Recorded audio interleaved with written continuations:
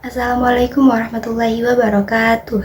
Perkenalkan, saya Naila Azkia, mahasiswa S1 Biologi dari Universitas Negeri Surabaya dengan NIM 24030244018. Pada kesempatan kali ini, saya akan memberikan analisis mengenai fenomena tarawih kilat yang sedang marak terjadi belakangan ini di masjid atau musola.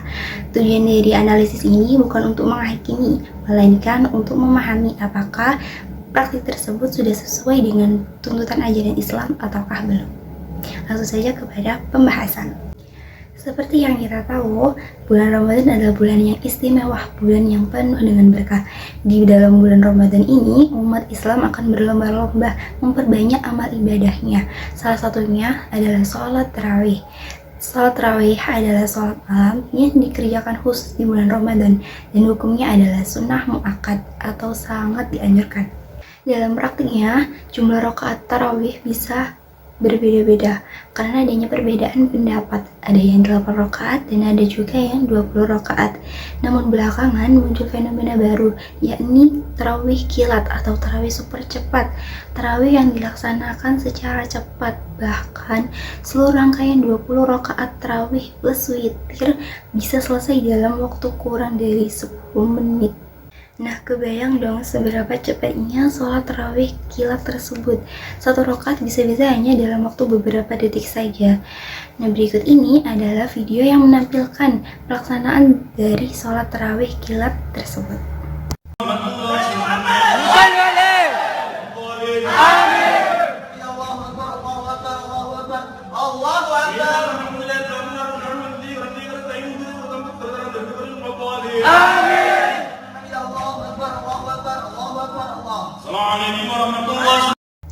Nah, dari cuplikan tersebut bisa kita lihat bahwa satu rakaat dari sholat tarawih kilat itu bisa dilaksanakan dalam beberapa detik.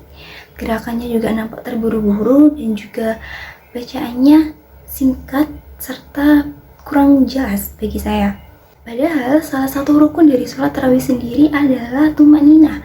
Tumanina adalah berhenti sejenak dengan tenang di setiap rukun seperti ruku, i'tidal, duduk di antara dua sujud dan juga sujud. Nah, karena tumanina ini adalah rukun, maka jika dia ditinggalkan maka akan menjadikan sholat kita itu tidak sah. Dikutip dari website NU Online, jumhur ulama dari kalangan mazhab Maliki, Syafi'i, dan Hambali sepakat untuk mewajibkan tumanina, terutama dalam ruku dan sujud.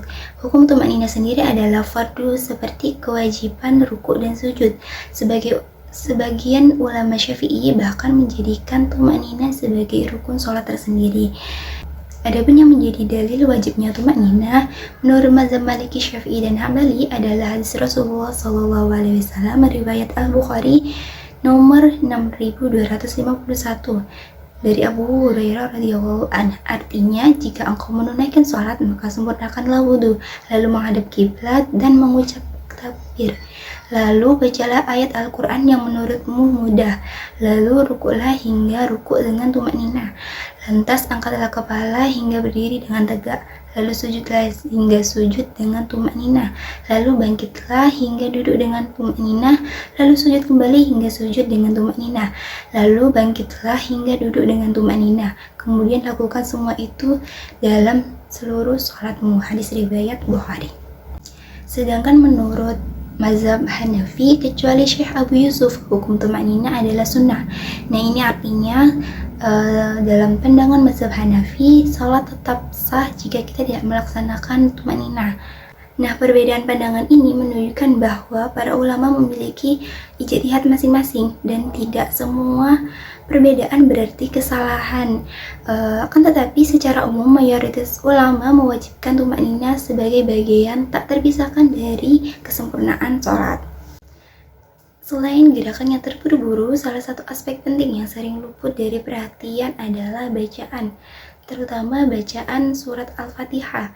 Dikutip dari website NU Online, membaca surat Al-Fatihah adalah rukun yang tidak boleh ditinggalkan. Bahkan dalam kitab Fathul Mu'in, Syekh Zainuddin Al-Malaybari menyebutkan bahwa ada 10 syarat sah dalam membaca surat Al-Fatihah. Di antaranya yaitu yang pertama, membaca semua ayatnya. Yang kedua, dibaca sewaktu berdiri. Dan yang ketiga, membaca Al-Fatihah dengan niat membacanya. Yang keempat, membaca Al-Fatihah setidaknya terdengar oleh diri sendiri. Jadi tidak boleh dalam hati, harus diucapkan minimal terdengar oleh kita sendiri. Yang kelima, membacanya dalam bahasa Arab, tidak boleh diganti dengan bahasa lain. Yang keenam, menjaga semua tasydidnya. Yang ketujuh, membaca huruf-hurufnya, menjaga huruf-hurufnya.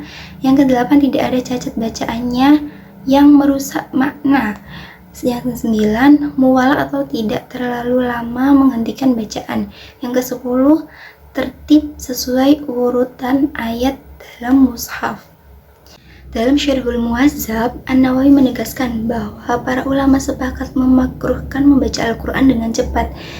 Para ulama menjelaskan status makruh ini tentu bacaannya masih benar, tidak keluar dari ketentuan tajwid, dan tidak merusak makna, hanya saja dilakukan agak sedikit cepat.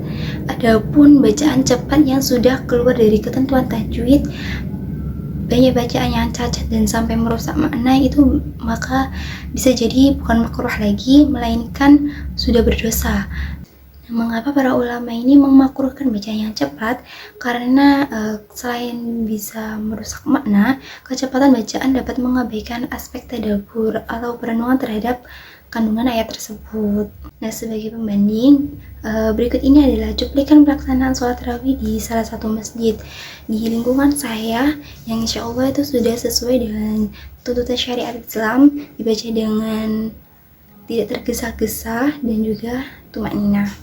Ar-Rahmanir-Rahim, Maliki Yawmiddin, Iyyaka na'budu wa iyyaka nasta'in, Ihdinas siratal mustaqim. Nah, kesimpulan yang dapat diambil adalah sholat tarawih kilat ini bukan berarti salah selama kita bisa memenuhi syarat sah dan dilaksanakan sesuai dengan ajaran Islam. Selain itu, hal yang lebih penting dari lamanya waktu kita sholat adalah bagaimana kita menjaga kualitas dan kekhusyuan, keikhlasan kita selama beribadah. Sekian analisis fenomena sholat tarawih kilat dari saya. Terima kasih dan mohon maaf apabila ada salah kata atau kekeliruan dari saya. Wassalamualaikum warahmatullahi wabarakatuh.